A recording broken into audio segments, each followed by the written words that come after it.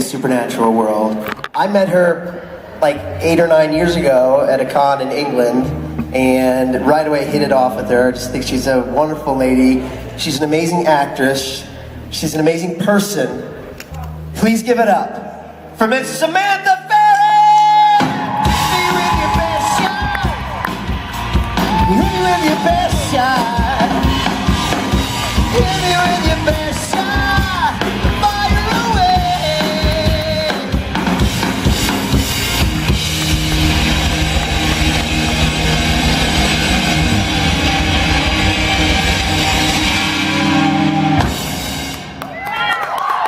Give it up for these guys.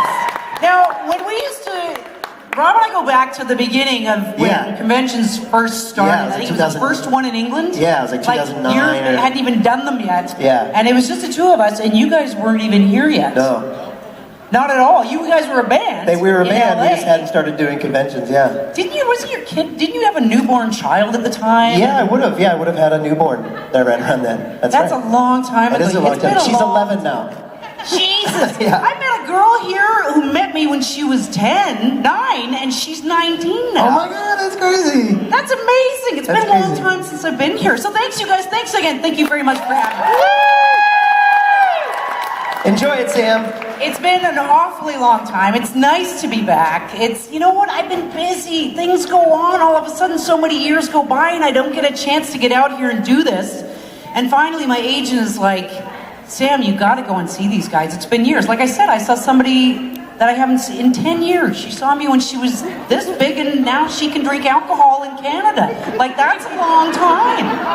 That's a very long time. Now, I always have to say this, and not that I can see you. How many men are in the room? Guys, could you just stand up? I just want the men to stand up for 2 seconds. Ladies, give these guys a hand. There we go. And I only say that, and I don't mean to single you out. The only reason I say that is because it's gotta be terrifying, right? You're surrounded by a bunch of ballsy, rabid when those boys show up, let's be honest. Rabid women, although maybe they like that, but it's, they're so incredibly outnumbered. I always have to say, good for you guys. I know it's probably husbands and boyfriends and brothers and Supernatural fans, but to know that you are going into the belly of the beast to a Supernatural convention where there are women everywhere. Guys, good for you. I hope you have a fantastic time and don't feel too weird and run over. Rabbited it. So are we going to should we do questions? Do you guys want to do questions? Do you want to talk? I'll do a little bit of both. How about we do that? So we'll go back and forth here. Yes. Hi, darling. Give me your name and where you're from before you ask me. My name is Ebony, and I'm actually from right here in Las Vegas. Lucky you. Hi, Emily. What's your question, honey?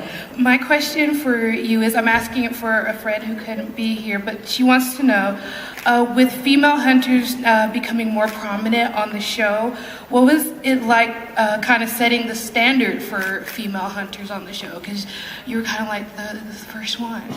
Yeah, I guess so is that a question or a statement? She's saying, is it setting a getting more? It's a question. She wants to know like how you feel about that.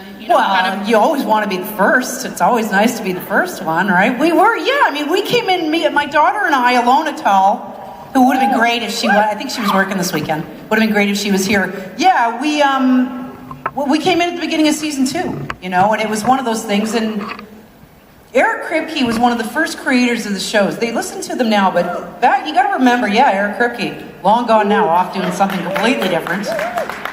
He was one of the guys that introduced fandom to executive producers. There was always a line. There was always, the guys that wrote it, the brains in offices in Los Angeles never really cared that much about the fans. And it was people like Kripke and Sarah Gamble and those guys that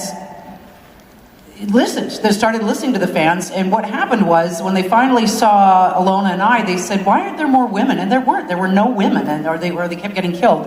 Why aren't, we need women in the show? So they listened, and they brought in more, and they brought in women that were prominent, strong characters like myself. Alona, they blasted us out of nowhere, but boy, did they blast us well. And then her replaced us. I hope that wasn't a spoiler for I'll tell you what, if you don't know that now, then you're on your own. And so they recognized and said, yes, this works. And the fans said, yes, bring in more women and stop killing them, for God's sake. You know what I mean? I know, that may never happen. But yes, you know what, we were so thrilled and so honored to be the first ones that rolled in there and kicked ass. and work with Ash and get to sort of set that pace. Because now you see, Kim and Brianna and, all the ones around. It's like, yeah. And with what's going on in the world right now, the whole, ladies, we're kicking some ass. As we should. As we should. Sorry, guys. Okay, yes. Hi, honey. What's your name? Where are you from? Hi, I'm Sheila, and I'm from Carthage, Missouri. Hey, yeah, that's right. You came a long way, honey. She drove a day and a half to get here. What's your question? If you were still on the show, what do you think Ellen would be doing? Would she be part of the Men of Letters, Wayward Daughters, or would she be kicking butt at a bar? I don't have time to think about these, do I? Well, I'm older. A little bit. I'm older than probably Wayward Daughters is the next generation. Joe might be heading up those girls. I'm a little older. I think Ellen would be doing her own thing. I think the Roadhouse would be rebuilt, but I think of course, right? I think she was a gal that kind of preferred, she loved the people that she was with and she adored those boys. She would have given her life for all of them. But I think she was a loner. She's one of those people that without her husband, if John was around, maybe something could have happened. Well, I certainly hoped at the time. So when they signed me on, I said, so Jeffrey D. Morgan, sucking it in. I'm like, I'm going on a diet. I got a tan, I got a body tan. I'm like, do I have any sexy scenes? And they're like, you don't even have a scene with Jeffrey D. Morgan. I'm like, damn. So I would think yes. In all honesty, I think she'd still be doing her thing. They'd all still drop in. I think that Roadhouse, they need some center. They need a base where they can all go to recharge. So I think that's where she'd still be today. I think. With a Wagoneer. Thanks, honey. Hi, darling. What's your name? Where are you from? I'm Tina. I'm from Phoenix. From Venus? Phoenix. Venus? Phoenix, Arizona. Venus? Oh, Phoenix. Hi. And my question is, what do you think, what was your favorite memory from working on Supernatural or any show that you've been on? Oh my God. I was like, what's your favorite song? You like, every actor will say the same thing. You like every show for completely different things. Some are fun, some are intense, some give you a great deal of satisfaction from your acting. Some challenged you in a way that you didn't feel. Some were just goofy, some were hard, some were horrible. Very few. You can usually find something good in every show that you do. My favorite stuff from Supernatural? Oh man, I'm gonna give you a lame answer and say I don't know that I have one. I love the Jim Beaver story, because Jim Beaver and I, we all started at the same time, I think. Jim was there before us, but me, Alona, Chad, and Jim worked together a lot, so we had a good bond. So it's funny that one of my first scenes is with Jim, and one of my last scenes ever was that altered universe. So that was fun. That was like a comfortable shoe. That was honey, and he's such a, you guys know Jim Beaver, right? He's such a lovely guy. He's easy to work with. And then there's the boys, and they were fun, and they're funny, and I've always said this about them. There's so many great things about this show that you guys don't see, but it's behind the scenes, but they are genuinely two very, very kind. They're from Texas, right? They're, yes, daddy, there you go. Yes, ma, yes, ma'am, no, sir. They're very, very proper boys. They were both brought up very well. Hat off at the table. They're very kind, and they're respectful, and they treat that crew incredibly well. They're a family, and it bleeds down. It's funny because when you used to get, I hope I don't get in trouble for this.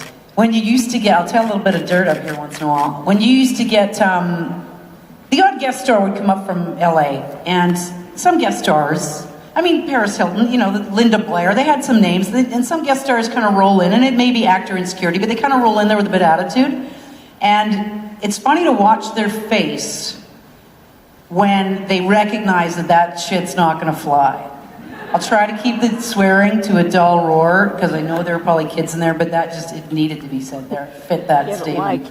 It doesn't fly, and you can see it really quick, because those boys they don't do attitude. So you can't, so anybody walking in there with a bit of, I'm running this place, the boys would shoot them down so fast. And they didn't even have to do anything. It was just like, hey man, yeah. And just with a look, and they either got it really quick, or they didn't stick around long. So there's such a lovely, I guess coming back to that boy, I turned that into a long one, didn't I?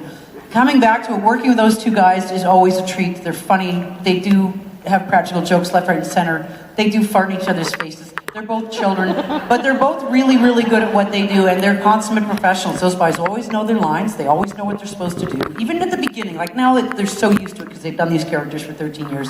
But even at the beginning, they know exactly what they're doing. They set a tone. So just working around that group was so much fun. I would have to say one of my favorite stuff was that first scene, because watching Chad Lindbergh do the whole... You guys didn't see the original, when he first shot that Clowns, that whole opening segment when he was just a weirdo. He did it so over the top that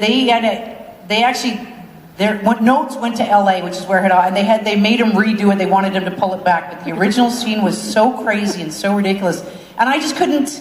He used to have to just deliver the lines when the camera was on me just flat, because I would start to laugh, because he's fun, and he's still one of my best buddies. And I'm doing that celebrity ghost hunt with Chad. I don't know if you guys know this channel. I don't know the deal. He's just like, come to LA, we're gonna do the ghost hunt thing on the 10th of March. It's gonna be really scary, but really fun. I'm like, okay. So I'm doing that. So, okay, I gave a crummy answer. There's so much, I can't nail it down to one, but this show will always be, me and Alana bawled our eyes out when we left. Bawled our eyes out. We were very fortunate. Any actor is very fortunate to get a chance to play a role on the show, and I guarantee everyone would say that. So, yeah. Heart. Makes my heart bleed. Hi, honey, what's your name? Hi, I'm Patty. I'm from Long Island, New York. Hey, hey. You're the reason I came here, because I've never do cons, and I've been dying to meet you. So. Aww. And I had a stroke a month ago, and 2 days before the con, I was able to get here, and I'm so excited. Thank you. Thank you for having me. Your friggin' which I'm getting today, so I'm so excited. Thanks for having me. Like I said, I haven't done one of these in a long time, so I'm happy to be back. Thank you. Yes. And I was saying, when you mentioned the alternate universe, what if they brought your character back? Would you do it? What do you mean? Where? What alternate? In the alternate universe, they had brought Bobby back. You could be roaming around in Oh yeah, other than the one. Well, yeah, you're right. The one I did with Bobby was different. Yeah, you know what? They could. I don't know what my phone. Do they not have my number? I know. I would. Who are you going to screw around there to get back on the show? Jim Michaels? If it's Jared or Jensen, I'll take that for the team. Misha, or Richard, Bob. Yeah, hell yeah, I would love to. And this wayward stuff, you gotta put a good word in for me, because don't I fit there? It's sort of... I'm like the next generation. I wouldn't be any lead stuff, but I could come in and kick some ass and roll back out in my Wagoneer, see my thing. Yeah, you know what, here's the tough part. We go back to the beginning. Me, Alona, Chad, we're the 1.0. We're way back there. And the people that are writing it now, Eric Kripke's gone, Sarah Gamble's gone. The people that put us in there, even when we left, they're no longer there. So the writers and the executive producers don't really know myself. They don't know Alona. They don't know Chad. They know our faces. They've got the board of all the characters. Can you imagine how big that board is? Of all the characters. Because when a writer, when they sit down to, what are we going to do?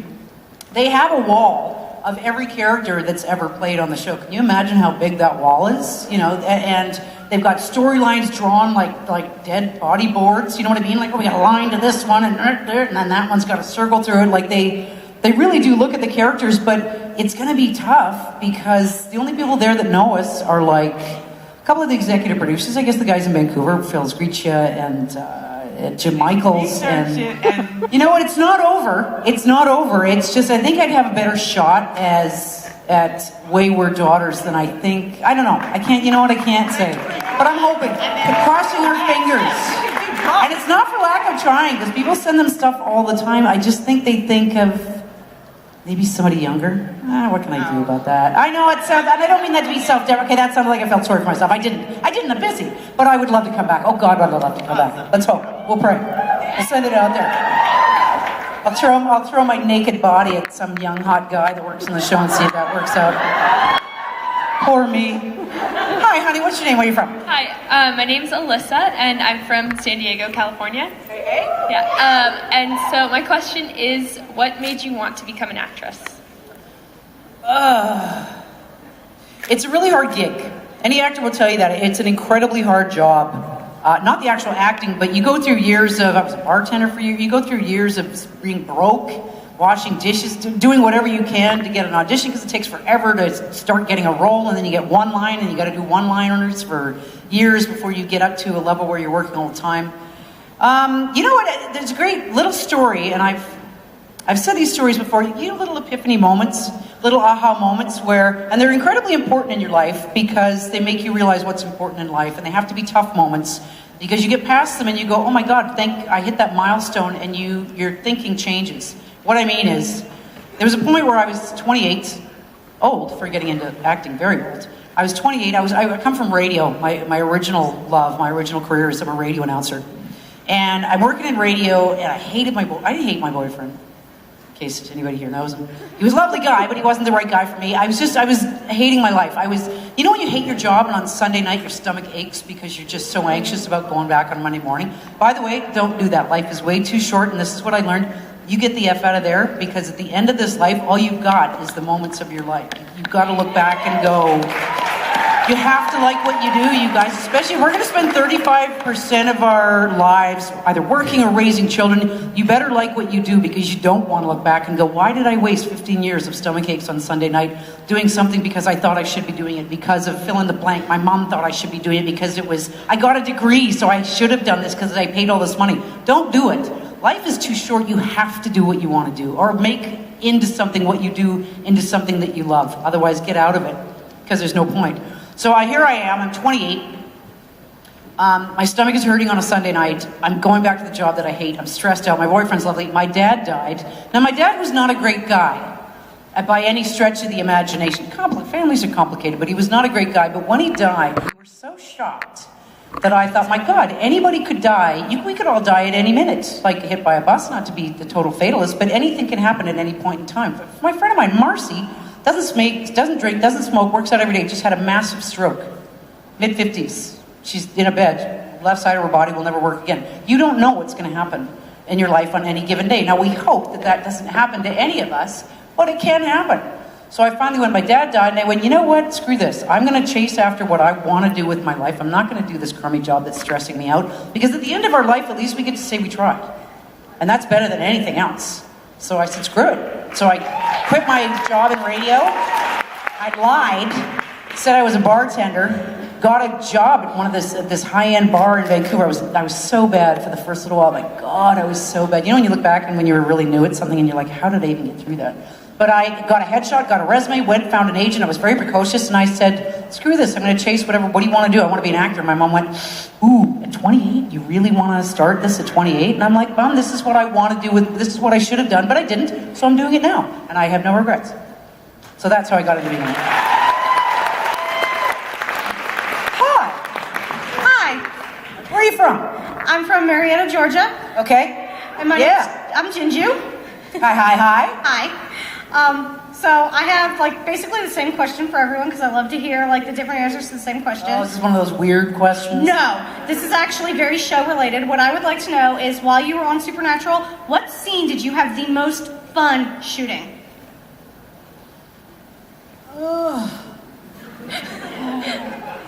Fun or satisfying? The death scene was the most satisfying and the hardest. That was the most satisfying. Fun is it wee, this is fun? Yeah. If there is one. Well, they're all heavy scenes, right? There's not too much. Those boys have light, jokey stuff, but most of our stuff was death and destruction. The world's coming to an end. So it's hard to find fun in that. Actually, at one point in time, me and Jim Beaver are hiding behind, I think it was when everything busted. It was the end of the second season, and it was we're hiding behind this tombstone. If you know tombstone on set, they're made of particle board. A 3-year-old could kick it over. It's half a pound. So me and Jim Beaver are hiding, and he looks at me and he laughs and he goes, gee, I'm so glad the gates of hell have opened and we're hiding behind this, 14-ounce styrofoam. That's going to save us. The scenes with Rufus were fun just because Steven is one of the neatest guys in the world to me. I just love him. I've done conventions in Europe with him. I've done other conventions. He's just so much fun to be around. The stuff in the car is always fun because you're stuck in the car with those two boys, and Jared always farts. That's not necessarily fun, but it's funny. And Chad, the stuff I do with Chad is just because he's so committed to that crazy character that he really is committed to his stuff, and he's just in the mullet. I mean, how can you not? There, mullet. That's my favorite one. The mullet. The mullet is my favorite thing ever. Thank you, darling. Hi there. What's your name? Where are you from? I'm Asper. I'm from Brigham City, Utah. Yeah. I think I'm really excited and my brain just farted out real hard. Oh no, the pressure's killing you, isn't it? What was I gonna ask? Ellen is like the best TV mom ever. And she's amazing. My kids should be so lucky. But maybe they are, baby. Maybe they are. I just kind of wanted to know, because I always kind of feel like Ellen is, in my mind anyway, the Winchester's #1 mama. And I kind of, with Mary being back and everything, I kind of wondered if maybe they'd get along, or if Ellen might have issues with the way if Mary's doing things, or how. Oh, that's an interesting question. That's right. I haven't talked to you guys since Mary's been back, have I? Ooh, that'd be a little bit of a power struggle, wouldn't it? You know what? I would hope that while she was gone, I think, and I'm not a parent. I'm not a mom, but I would hope that if a mother stepped away and somebody came in and that mom knew that while she was not there, that there was a powerful figure that would have given her life for her sons, I would hope that she would have a certain amount of respect. I mean, moms, would you, if you knew that you had to step away from your kids and you came back and it was a little unsettling to you to know that this woman kind of stepped in your shoes, but wouldn't you be grateful that she would have done anything for your kids? So I would hope that she would cut me some slack. And I would hope that Ellen would have, again, Ellen's a loner. I think Ellen would very quietly back away, right? I think she'd go, okay, I've done my job here. I'm going to go and deal with demons and, do my chasing of, I don't know, get drunk, hit on dudes. I don't know, what, In the Roadhouse, I mean, owning a bar and being a beer drinking broad's got to be, there's got to be some fun going on. I think, yeah, you know what, I don't know that they would sit down and have a lot of shots together, but I think that there would definitely be a respect.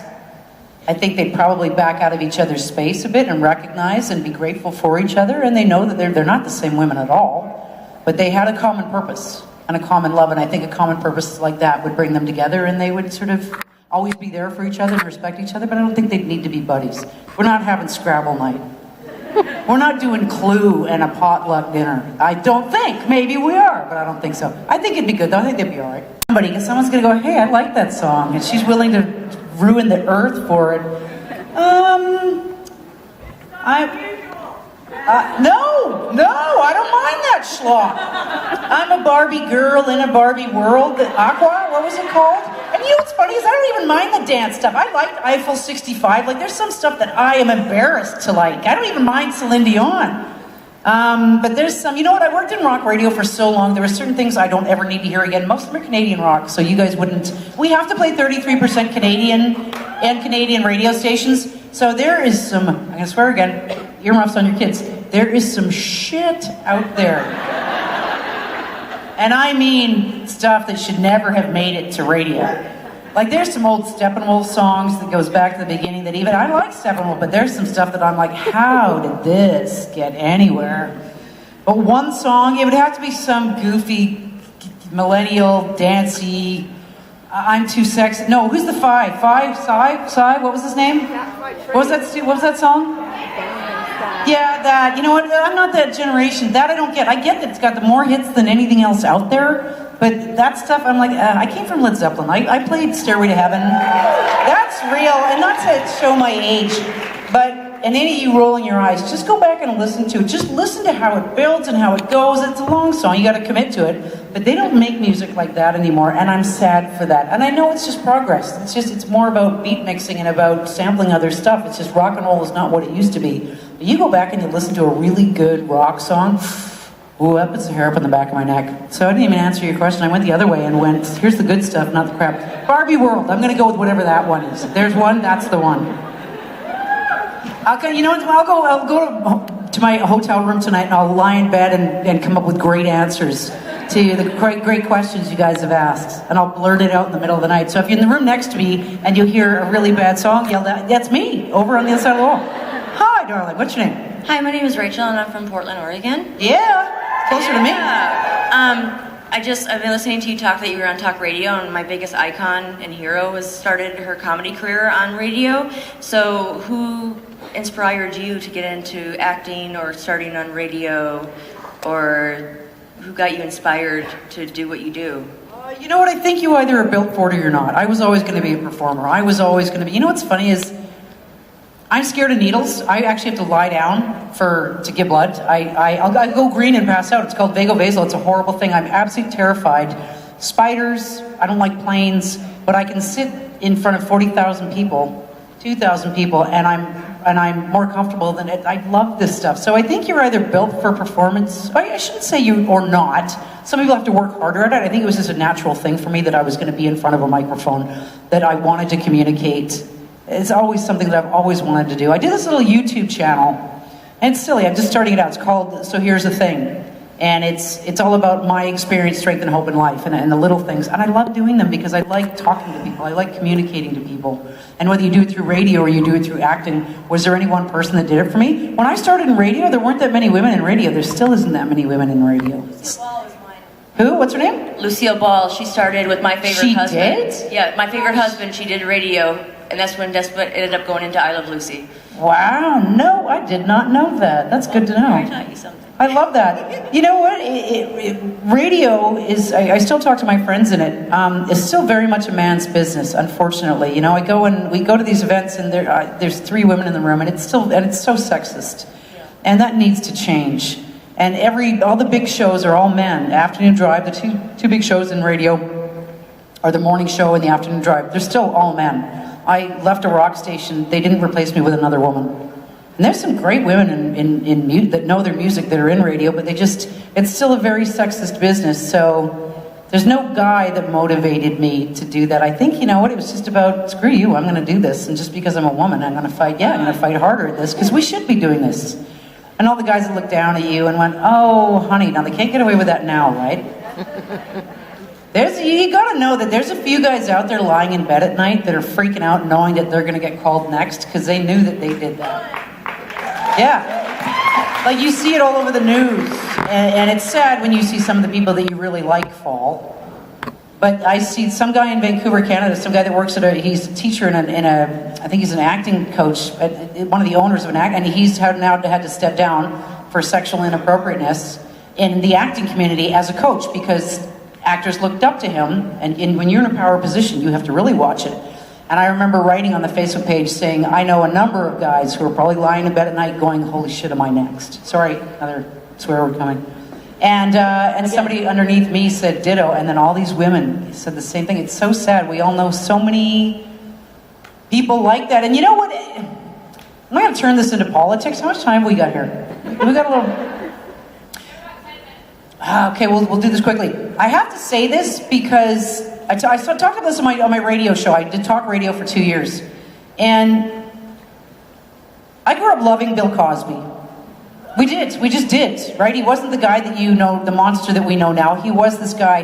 And when that whole story came out, I did a big thing on talk radio that happened, not to the extent that he did it, but that stuff happened to us all the time. I'm almost 50. And there's not one woman in my age range that wasn't at some point in time touched, grabbed, groped, spoken to inappropriately by either your drunk parents, friends, your drunk neighbors, the firemen across the street, and people go, oh, it happened all the time when we were kids, back in the late 60s, early 70s. You didn't have a name for it. I remember saying to my mom, the fireman across the street touched me. My mom's like, oh, darling, don't repeat that. Now, she's not a horrible... They didn't talk about it back then. They're talking about it now, and you gotta know there's some guys out there that are going, oh, shit. As they should. But just so you know, that stuff happened all the time. We just didn't have language for it because it happened. I was date raped a number of times at frat parties. We used to go to frat parties when I was in high school. We were young, but we were partying with older guys.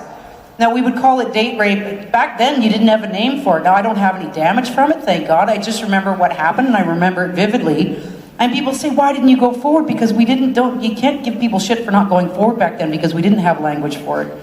And don't tell me that there isn't any woman that's even close to my age that hasn't gone through some level of inappropriateness back then. And I look back on all the times it happened and I'm like, why didn't we say something? Because you just didn't. You just didn't. So you can't ever trash somebody for not saying something because it wouldn't have gone anywhere. Weird. We're in a different place now though. Thank God. Whoa, it totally went off. Did I even answer your question? Yeah, I sort of did. Hi there. Let's go quickly. Hi. Yes. What have I done? I'm Morgan from Las Vegas, and I just wanted to know if you could go into any season after Ellen, what season would you choose to go into or be brought back into? What season? Oh God. Season where I looked the best, so let's go as far back as possible. No, I just lost like 48 pounds. Let's go back 2 seasons. When I lost it a year ago. That's the one where I got skinny again. Yeah, my libido came back. I could see my toes. I got a little big. I got sick and I got big 2 seasons ago because I was looking my best, baby. Yes. I'm also in my mid-40s, so I like seeing women my age on television. It's really great. But so my question is, there's a lot of actors out there who they just go from like guest stars, but they work all the time, but they guest star on all kinds of different shows. So every time you see them on TV, you're like, oh, that's that person from. And then you have other people who are known for these long playing roles, like Jared and Jensen are going to be, or like what they tell people when they audition for Star Trek, they're like, you could get stuck in this and it's what you're going to be known for. Yeah. So if you, one way or the other, would you have had a preference? Would you prefer to work all the time doing or different things? Or would you rather be known for a long playing iconic role? You know what, that's apples and oranges, because it's really nice to be on a show. A, you're working all the time, you have regular income, you know the people you work with, it's your family, you see them every day, you don't have to worry, because the acting game is a hustle, man. You're out there, it's like you finish a show and you got to go find more work. So being on a show has stability and it has family and it's lovely, but bouncing around and doing different shows, you're fresh, those people that work all the time. LA is casting all the time. I work in Canada and I'm a woman and I'm late 40s. There's not as many roles for me. But to bounce around and do different roles is very refreshing because you get to be different characters and you work with different people. I'd like to try 2 years for a while. I'd like to try the stability and then come back to bank that and then come back and bounce around a bit. So yeah, I'd take 2 seasons on a show for sure and see how that went. Thank you. Hi. Hello, my name is Stephanie. I'm from San Diego. San Diego, yeah. You played a badass lady on the show. You yourself seem like a badass lady, so I'm wondering what event in your own personal life do you think you handled that would make your character the proudest? What? Say that again.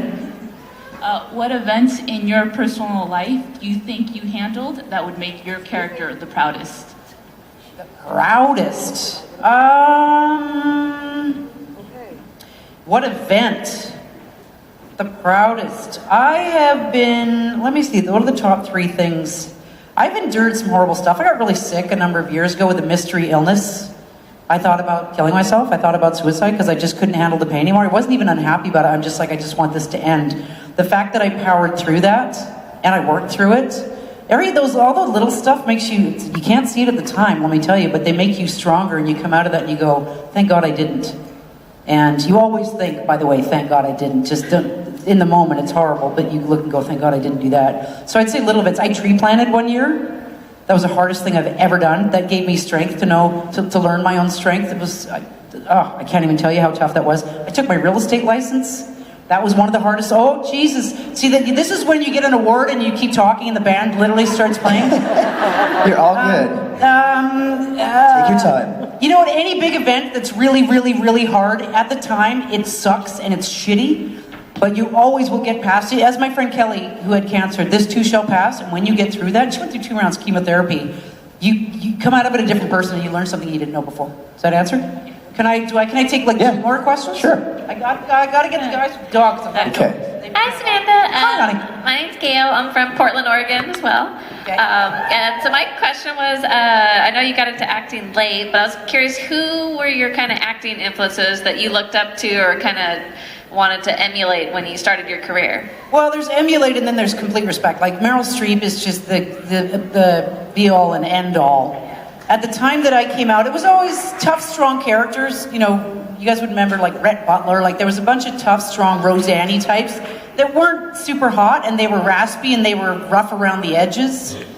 There were some of those women, Sandra Bernhardt's of the world. You know, there were these tough, broady women on TV. Lori Metcalf, Christine Baranski. It was like, yeah, man, I can go and do that. Haven't had quite the career. How I'm just going to go back and forth here. Can I do? Yeah, we do what we call speed round. So yeah, exactly. Yes, my darling boy. Hey, my name's Alex and I'm from Indiana. Hi, Alex. And my question is, have you pulled any pranks on anyone? Have I done the pranks? No, because they're so fast on it, you don't have time. Like, they just pull them out of their... Did you ever...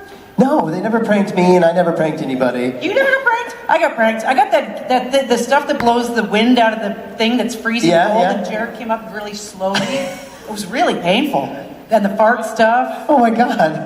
I got those too. On your booty? And if you go really slowly, he'd start back here, and he just started doing it. And it froze. It's freezing. It's dry ice. Yeah. It's so painful, but it sneaks up on you because all of a sudden you're like, what is that? And he's the lead. You can't get mad at him, right? Yeah, you can. I guess he's stolen my phone a couple times and done horrible things to it. Yeah, they're good. They're good for that. So, you know what? I never got to, but I will. But they get everybody all the time. Thank you, Alex. And yes. Are you good? I gotta take this with the dog because he's been standing there for a while. She's been sitting right up here. It's okay. What's your name? Megan. May. And originally from Ireland. Ireland. Oh, May from Ireland. I just wondered if Ellen and Joe had ever made it to heaven, and if so, if Chuck ever joined them for a drink. Wow. Well, didn't they check in with Badass and they're not up there, right? Isn't that right? Didn't Chad say, because he was in heaven and somebody asked them, Ellen and Joe aren't there, but maybe they weren't there yet? Chad's hanging out with the ghosts here on Earth. That's where Chad probably is. I didn't go there. I stuck around, still waiting for them to bring me back on the show. There you go. I'm in purgatory. I'm here somewhere. Well, if you do make it to heaven, I'll have a drink with you. Chuck will have a drink with you in heaven. Nice. That's something that I do with people. I'll come up. Yeah, you know what? He's got the power. He'll come down and have a drink with me, and then he can go back up, and I'll stay here trying to still get, them to give me a goddamn role on the show. I guess we gotta go here, don't we? Yeah, we have to keep the show moving, and you've got other things to do. You're gonna be. You want it? You good? No, because I can't. It just keeps going and going. I know. You guys, I think we'll do this again tomorrow, right? Don't we do? No, I think I do this again. Tomorrow. Do I do this again tomorrow? Yeah. Or come and ask me at the table, or we'll get a drink later, and I'll save your questions, especially the really weird ones. You guys, thank you again. It's been years since I've been here, and I'm so grateful to see you all. Samantha Ferris, everyone.